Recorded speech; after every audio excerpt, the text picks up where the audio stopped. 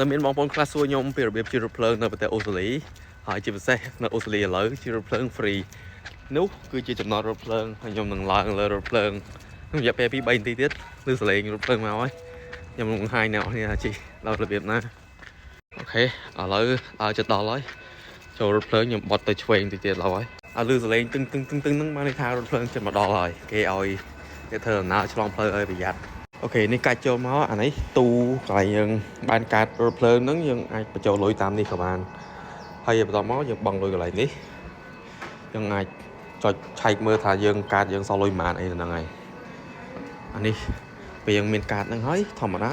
យើងកាតហ្នឹងមកយើង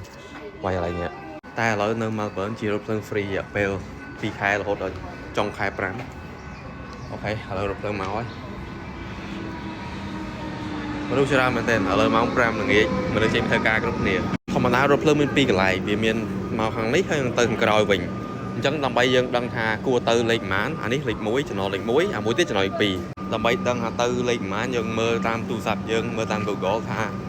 គោលដៅយើងចង់ទៅណាហើយវាឲ្យយើងទៅចំណុចលេខប៉ុន្មានឲ្យចូលទៅបានណាឥឡូវចូលហើយរោលឡើងអង្គុយជាការស្រេច